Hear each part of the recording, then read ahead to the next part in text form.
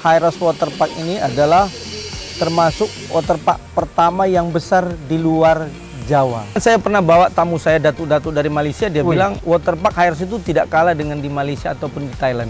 Jadi ini internasional standar mereka yang bilang, bukan saya. Menjadi nomor satu kan harus yang terbaik. Bener. Pesaing pasti banyak. Pasti. Tapi kalau membuat sesuatu yang unik, pesaing tidak ada. Itu dia.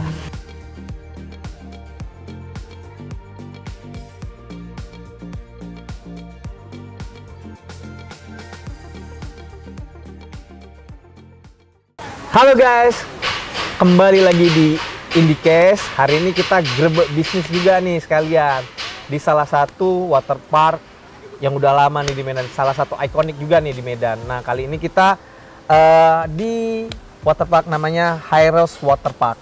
Nah, judul podcast kita hari ini adalah Bangkit dan Bertahan. Nah, kali ini kita ketemu salah satu pengurus di sini dengan Pak Edi Saputra. Sebagai apa nih Pak Edi? Sebagai Direktur Hyros Waterpark. Nah, sebagai Direktur Hyros Waterpark. Pak Edi ini udah biasa nih kalau diwawancara gini ya Pak. Sudah. Dulu 3 hari 11 stasiun TV. 11 stasiun TV.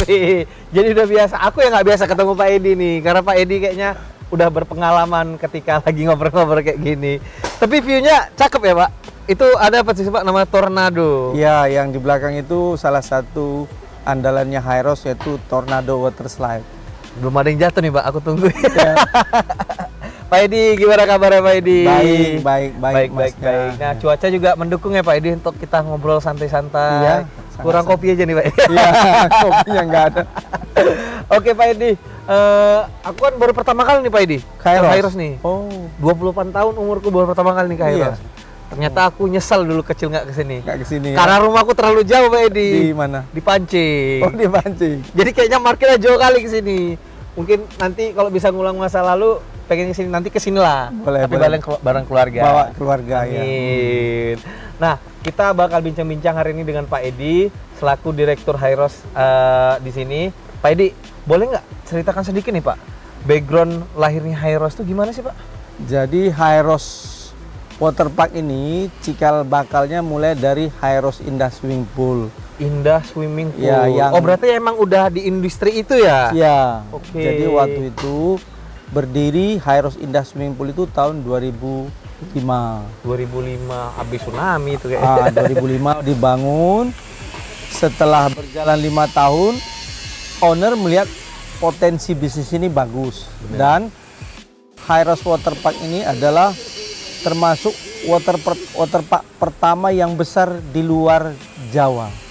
Di luar Jawa, berarti Kalimantan, Sulawesi, Bali nggak ada? Belum ada. Sumatera pertama. Sumatera. Jadi keren, Hyros keren. tahun 2009 dibangun, 2010 kita beroperasional. 2000, oh cukup lama ya Pak? Iya, satu Pembangunan. tahun 2010, 2009 udah bangun. Setahun kita bangun. Setahun pembangunan. Nah, jadi pada saat kita buka itu ya antusiasme masyarakat luar biasa gitu. Penuh ya Pak? Wah, sampai nggak muat dulu, sampai 10 ribuan pengunjung. Wah. Waktu kita launching. Tapi udah sebesar ini dulu Pak? Sudah sebesar. Sudah emang sebesar ini? Sudah sebesar ini. Nah, itu memang besar sih Pak. Iya, sudah besar. Keren. Itu dia. Itulah cikal bakal Hyros Waterpark. Nah, kalau kita bilang demandnya luar biasa ya Pak? Luar biasa pada saat itu kan baru kita. Jadi orang itu Penasaran. semua tumpahnya ke Hyros. Penasaran di sini ya Pak? Iya, dan juga ombak pertama di luar Jakarta ya hanya ada di Hyros. Selalu pertama ya? Iya. Egois sekali Hyros diketik. Nah, kalau kita bisa bilang emang dari dulu sebesar ini ya Pak? Iya, benar, dari awal. Berarti emang wahannya emang udah ada dari tahun 2010 itu Pak? Iya, semua? dari 2010. Apa ada penambahan lagi? Ada penambahan yang terbaru Tornado sama panggung ombak. Panggung ombak. Iya. Nanti kita cita-cita sedikit Iya. panggung ombak. Soalnya aku penasaran. Di medsos lewat terus kok ada DJ-nya di situ. Iya, benar. Nah Pak, apa yang membuat Bapak ngerasa Hyros ini unik sehingga orang tertarik sini Pak? Jadi Hyros ini memang kita targetnya harus menjadi nomor 1 di bidang waterpark. Oke. Sehingga saya dan tim selalu berkreativitas dan berinovasi untuk membuat hal yang baru sehingga diharapkan customer itu sudah datang kembali datang lagi. Jadi Repeat order repeat order. Jadi kita menciptakan hal-hal yang memang terkadang-kala tidak terpikirkan oleh kompetitor kita. Contohnya nih, Pak. Contohnya, saya mengkolaborasi antara musik kekinian atau modern dengan musik tradisional yaitu gondang untuk DJ-nya. Oh, tetap ada nuansa tradisional ya, Iya. Pak? Itu salah satu mungkin ciri khas ya, Pak, dari Hyros? Salah satu ciri khas Hyros itu dia penuh dengan perubahan dan kreativitas. Keren. Jadi buat kalian, coba deh. Aku juga belum coba, nanti aku coba lah main ke sini untuk dengar musiknya. Iya. Oke, Pak, industri taman hiburan dari pandangan Bapak nih, sejauh ini seberapa besar sih, Pak, peluang bisnisnya zaman sekarang, Pak? Kalau saya melihat bahwa industri yang sangat dibutuhkan ke depannya adalah salah satu adalah industri hiburan. Hiburan. Seperti Yaitu apa, yang termasuk dalamnya adalah waterpark ataupun taman rekreasi. Di samping mungkin ada sinema dan lain sebagainya. Tapi yang paling dibutuhkan ke depannya adalah industri hiburan yaitu waterpark. Karena memang tingkat stres masyarakat itu semakin lama semakin tinggi. Strategi nih, Pak, kalau di tim yang Bapak lakukan sendiri dalam ngebangun brand Hyros agar dikenal orang di Sumatera nih, Pak, di era digital sekarang tuh seperti apa, Pak? Ya tentu untuk membangun brand itu ya kita harus menggunakan influencer juga salah satu. Pasti. Ya mungkin selebgram atau juga mungkin TikTokers dan juga mungkin kita membuat event-event bareng mereka. ya bareng mereka sehingga Hyros itu akan selalu brandnya itu dikenang atau diingat oleh masyarakat. Terus. Kayak cucu ya, Hyros Waterpark. Hyros ya. Waterpark. Jadi saya berharap belum ke waterpark kalau belum ke Hyros. Kira-kira seperti itu. Oke, belum ke Waterpark kalau belum ke Hyros. Iya. Nah, kalau dari segi mempertahankannya ini, Pak, untuk royal customer-nya gimana? Jadi kalau kekuatan daripada sebuah bisnis menurut pendapat saya adalah di pelayanan atau di servis. Hospitality. Iya. Jadi makanya saya langsung turun tangan untuk melatih tim saya itu untuk servis. Kebetulan saya basicnya juga trainer dulunya. Oh, oke. Iya, saya basicnya trainer dan entrepreneur. Jadi saya bisa direct langsung ke personil saya untuk bagaimana sih melayani customer dengan baik supaya hatinya tersentuh. Ketika customer itu hatinya tersentuh, akan ada pengaruh dari luar juga, dia tidak akan datang ke tempat kompetitor kita.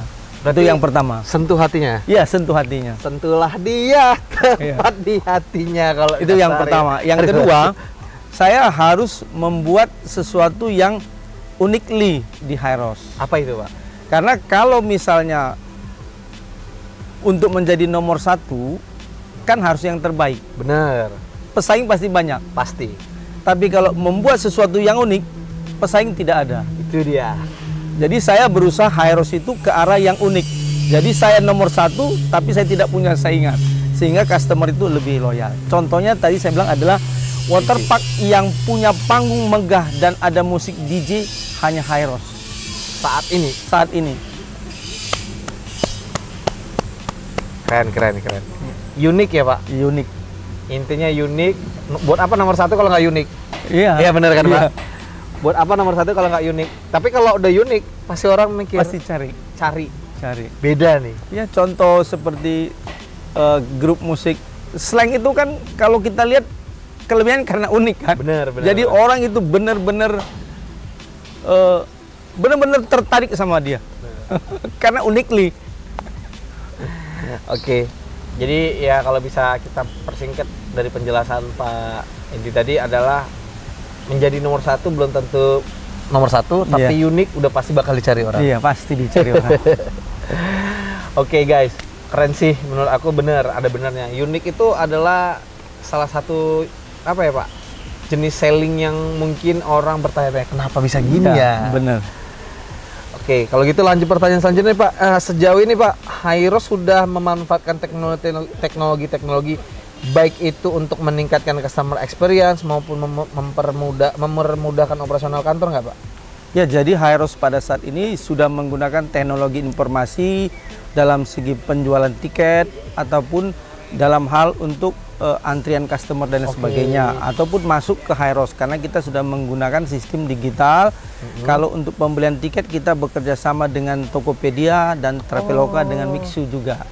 Ya, jadi kita sudah menggunakan teknologi. Begitu juga digital untuk ya, Pak? digital. Begitu juga masuk ke Hyros kita sudah menggunakan sensor barcode. Oke, berarti memang nggak mau ketinggalan ya? Ya, kita nggak boleh ketinggalan karena perubahan itu harus. Terlalu cepat juga sih. Ya. Jadi ya kita bisa bilang Hyros ini dalam sistem itu kekinian lah. Kekinian, ya. Nggak kalah sama yang lainnya. Iya, benar. Pakai vendor-vendor kayak Traveloka, Tokopedia. Keren. Ya. Nah Pak, peran konten digital nih Pak dan media sosial dalam membentuk persepsi publik dan menarik pengunjung ke Hyros itu menurut Bapak seberapa penting? Ya, kalau saya melihat ya sangat penting buat Hyros itu untuk sosial media. Kenapa? Karena tim saya terkadang mengupload acara di sini satu hari bisa jutaan orang melihat tayang. Wih, Jutaan orang satu hari. Satu hari ya Pak? Iya, itu berarti artinya Hyros itu bukan hanya milik masyarakat Sumatera Utara, tapi milik seluruh Indonesia. Bahkan luar negeri karena sudah global dia kan. Ada nggak sih Pak pengalaman orang luar negeri ke sini? Ada. Dari Afrika ada, dari Turki ada, dari Palestina. Kira-kira. Gimana sih Pak tanggapan mereka pertama ke sini? Ya, mereka, dan saya pernah bawa tamu saya datuk-datuk dari Malaysia, dia bilang bahwa waterpark Hyros itu tidak kalah dengan di Malaysia ataupun di Thailand. Jadi ini internasional standar mereka yang bilang, bukan saya. Internasional standar bagi orang luar. Tapi ya cukup keren lah, bukan hanya lokal tapi nasional, internasional juga pernah datang ke sini dan memuji ini adalah standarnya internasional. Iya, bahkan saya punya temen suaminya bule Australia datang, dia bilang kepada kita, you hebat karena Pak, pengelolaan Hyros ini seperti tempat saya di Australia. Keren. Nah Pak, Hyros nih beradaptasi dengan tren keberlanjutan dan apa langkah-langkah yang telah diambil untuk mengurangi dampak lingkungan nih Pak? Jadi kita untuk masalah lingkungan kita mengusahakan sekarang ini sampah-sampah itu kita minimalkan, dia harus yang organik. Ya, tidak menggunakan can ataupun plastik, kita menggunakan kebanyakan yang sifatnya bisa didegradasi ataupun recycle. Itu dia, daun yang kita gunakan ataupun ya bahan-bahan yang memang mudah dihancurkan oleh mikrobakteri. Berarti termasuk Hyros nih pendukung Go Green. Ya, benar. Itu dia. Nah, kalau tantangan terbesar dalam memastikan keselamatan pengunjung nih Pak, dan bagaimana tim Hyros mengelola resiko di taman hiburan ini? Jadi kalau untuk kepastian, saya sebagai pengelola Hyros Waterpark itu 95% menggaransi keselamatan pengunjung saya. Namun demikian tetap harus bekerja sama dengan orang tua daripada customer ataupun adik-adik yang berkunjung ke sini. Namun dari pihak saya itu biasanya kita melakukan pelatihan terhadap lifeguard kita. Oh, berarti di setiap tempatnya ada lifeguardnya lah ya? Ada. Jadi kita melakukan pelatihan bekerja sama dengan Basarnas. Dan mereka menerbitkan sertifikat kepada tim kita yang sudah terlatih. Dan itulah yang menjaga keselamatan customer kita yang ada di Hyros. Berarti udah bersertifikasi ya Pak? Iya, benar. Untuk lifeguardnya. Nah, kalau dari flashback cerita dulu nih Pak, saat masa COVID nih dulu. Sejauh apa sih Pak dampak yang dirasakan Hyros dan bagaimana Hyros bisa struggle dan bertahan sampai sekarang nih Pak? Jadi sewaktu COVID lebih kurang mulai 2019 ya 19 akhir sampai 2021 ya. Itu ya. Jadi 2020 Maret kita stop oleh pemerintah pada saat itu. PPKMB ya. Lupa sih namanya. Pokoknya stop total 2020 bulan Maret sampai dengan 2021 baru bisa new apa gitu kembali buka kembali. Jadi ya kita sangat merasakan, karyawan kita kan ratusan orang. Oh iya. Jadi terpaksa kita merumahkan mereka. Bukan mem-PHK kan, tapi Bukan, merumahkan mereka. Namun kebetulan pihak Hyros ini bisnisnya tidak hanya Hyros, sehingga ada subsidi silang dari bisnis lain yang tidak terimbas 100% oleh COVID. Contohnya misalnya perkebunan kelapa sawit. Berarti owner yang punya kelapa sawit? Iya, jadi kita ada subsidi silang, sehingga meskipun COVID, Hyros masih bisa kita rawat, sehingga pemerintah kembali membuka keran untuk bisa kembali, kita sudah siap langsung jalan kembali. Ya. Begitu buka, luar gimana biasa. Pak? 10.000 lagi? Luar biasa. Luar biasa. Cuman bisa bilang luar biasa. Iya. Karena orang butuh hiburan ya Pak? Iya. Orang COVID di rumah aja. Hampir 2 tahun orang nggak bisa kemana-mana, begitu kita buka, orang luar biasa datang. Nggak berhenti-berhenti Pak? Nggak itu berhenti. berarti panggung itu udah ada Pak waktu sama COVID? Panggung waktu COVID sudah ada. Kita Wih. bangun panggung 2019. Keren. Berarti kalau kita bisa dibilang, Hyros bertahan dan masih bertahan walaupun COVID. Iya. Nah Pak, untuk dari kolaborasi unik dengan industri lain nih Pak, seperti film, musik, atau teknologi yang telah membantu meningkatkan daya tarik taman hiburan ini, apa Pak kalau boleh tahu? Jadi kalau Hyros ini kebetulan mungkin salah satu tempat yang termasuk favorit di Sumatera Utara. Ada beberapa kelompok musik daerah ataupun lokal yang syuting videonya di sini. Oke. Dalam video single klip ya, video klip ya. Single musik mereka. Ya, jadi kemarin ada dari Aceh, musik Aceh, ada saya lihat Nias, dan ada Karo juga. Berarti dan ada juga nasional atau pop. Kita bisa bilang ini ya Pak, termasuk wadah lah ya. Iya, wadah. Wadah untuk mereka berkreasi, berkreativitas di sini. Hyros menyambut dengan berkolaborasi dan membantu mereka. Keren. Ya. Nah, yang aku tahu juga nih di sini Pak, Hyros juga pakai Indibis ya Pak? Iya, pakai Indibis. Nah, udah berapa lama sih Pak pakai Indibis? Kalau nggak salah mungkin udah ada 3 tahun semenjak kita perubahan dari satu brand ke Indibis. Oke. Cukup gimana Pak tanggapan Bapak selama pakai Indibis nih Pak? Ya kalau saya melihat produk yang dihasilkan Telkom, baik itu yang berbentuk halo dan lain sebagainya, itu ya namanya perusahaan Telkom ini kan perusahaan yang besar dan pemerintah ya jaringannya luas, ya kita puas gitu. Belum ada ya Pak, belum ada gangguan. Tapi kemarin pernah sempat sih ada gangguan, kita langsung coba Pak Aidil nelpon langsung beres. Itu karena lah gangguannya masalah juga nasional. Nih Pak, pertanyaan terakhir nih Pak. Apa Pak visi misi dan masa depan taman ini berkembang dalam 5-10 tahun tuh di industri ini, apa yang Bapak pengen lakukan? Jadi ya yang jelas Hyros Waterpark itu visi misi saya dan pemilik adalah kita harus bisa membuka cabang di luar Sumatera. Keinginan kita adalah di Bandung dan di Bali. Keren sih Pak. Udah ada wacana Pak? Sudah ada wacana dan kita sudah terpikir untuk ke sana. Kenapa? Karena brand Hyros itu saya katakan sudah mengindonesia, dan saya yakin bahwa Hyros itu adalah waterpark 5 terbaik Indonesia. Kenapa? Karena saya ikut juga di salah satu asosiasi rekan Taman Rekreasi Indonesia. Dan banyak orang yang meniru Hyros. Contohnya mungkin tornadonya ya. Panggung terutama musik DJ, ada yang dibuat oleh Amanji, Waterpark Palembang, dibuat tempat-tempat lain lagi. Salah satu lah ya. Iya. Berarti paling dekat nih Pak, Bandung apa Bali? Kemungkinan Bandung. Kita tunggu nih. Iya. Mungkin aku bisa bakal jadi warga Bandung nanti Pak. Iya. Bakal main Hyros ke sana. Walaupun aku di Medan nggak sih. Belum pernah main dari kecil, nanti aku ke sana bawa keluarga kecilku. Iya. Ada lagi nggak nih Pak kata-kata buat buat penonton kita untuk gimana sih menjalani kehidupan ataupun menjalani tanggung jawab berbisnis ini? Berapa puluh tahun nih Bapak kurang lebih di bidang ini?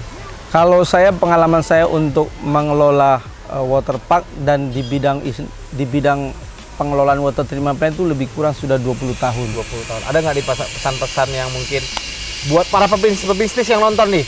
Ya, jadi himbauan saya kepada pebisnis yang mungkin akan memulai dan sudah memulai. Bagaimana mempertahankan daripada bisnis Anda di tengah-tengah masa sulit sekarang adalah kita sebagai pengelola harus memiliki inovasi, kreativitas, dan juga jangan melupakan pelayanan terhadap customer itu nomor satu. Kekuatan daripada bisnis saya rasa adalah di pelayanan. Sebagus apapun tempat kita, jikalau kita tidak melayani dengan sepenuh hati, maka orang tidak akan datang kembali. Jadi intinya service harus excellence. Hei, keren. Thank you, Pak. Terima kasih, Pak, Ya, udah oke. ngundang kami, udah nerima kami berkunjung hari ini ke sini. Ini tadi pengen bawa baju, pengen ngetes itu. Cuma kita tungguin belum ada yang turun-turun juga, tapi nanti kita coba. Oke, makasih hari ini bincang-bincang bersama Pak Edi hari ini. Terima kasih untuk para penonton, terima kasih buat tim Pak Edi semuanya. Terima kasih untuk semuanya sama tim saya dan sampai jumpa di IndiCast selanjutnya. Ya.